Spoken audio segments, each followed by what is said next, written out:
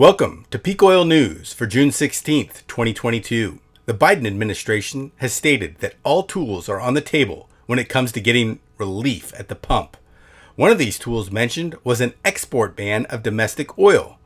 Unfortunately, or fortunately, most experts agree that this tool is akin to defusing a nuclear bomb by triggering the uranium fuel. This story is interesting to me because it portends to a pattern that is beginning to concern me, which is the bifurcation of the global oil marketplace, meaning crude oil will be different prices, different places.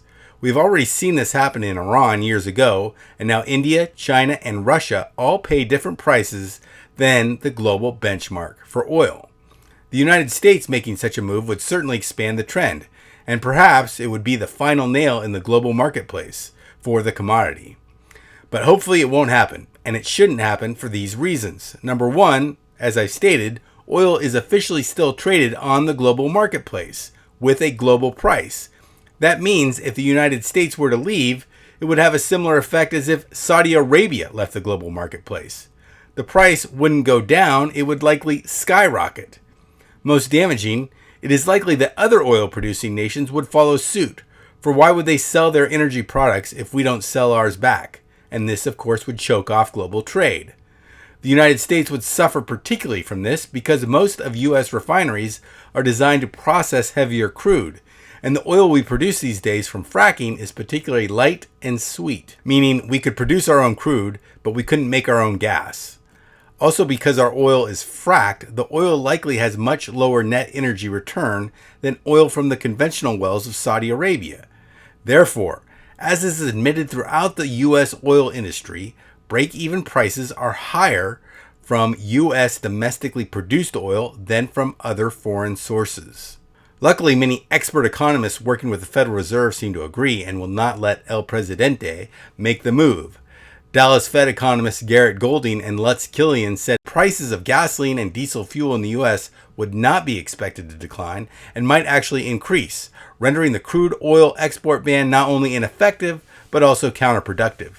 Thus, there is no reason to expect the U.S. consumers would benefit from such a ban, the economist argued when analyzing calls for export restrictions from policymakers. But remember, this administration has plenty of debacles on the table, and it isn't afraid to use them. Second story, peak demand. Looks like an idea being left in the rear view. At least that is what it looks like according to a recent IEA report regarding demand for 2023, which according to that agency is set to increase to 101.6 million barrels per day. This would be an all-time high and would be higher than pre-pandemic levels. The report assumes that China will reopen and reemerge to its former economic activity, leading daily demand to increase by 2.2 million barrels per day in 2023. The agencies seem to understand, however, that demand might not be the whole story when it comes to total output. The report stated that supply might struggle to catch up, as sanctions on Russia would curtail more supply. Global oil supply may struggle to keep the pace with demand next year, as tighter sanctions force Russia to shut in more wells and a number of producers bump up against capacity constraints, the IEA said. It also seemed to understand that OPEC was having problems with increasing output, stating that more supply from non-OPEC plus producers would provide the bulk of the needed increases.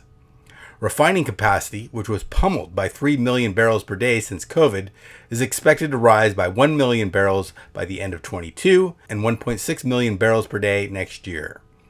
Nevertheless, product markets are expected to remain tight, with a particular concern for diesel and kerosene supplies, said the IEA.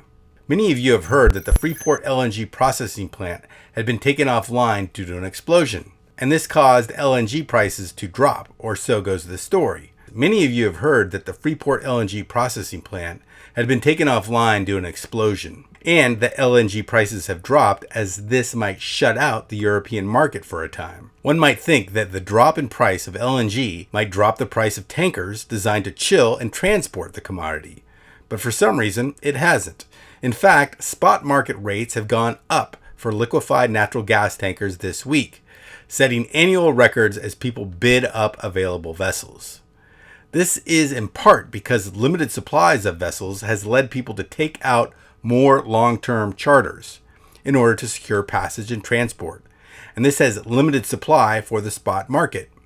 Prices for a 160,000 cubic meter LNG barge to Asia were $85,000 per day, significantly higher than the average year-to-date price of $49,000. It should have had an impact. A loss of supply anywhere implies a loss of demand, but we didn't see it, said Jason Frere, Poten's head of business intelligence. This is just me spitballing here, but perhaps the sudden price drop in LNG after the explosion at Freeport led more people into the spot market to soak up the lower prices while they could, and now they need boats to transport it. But who knows? Thanks for watching.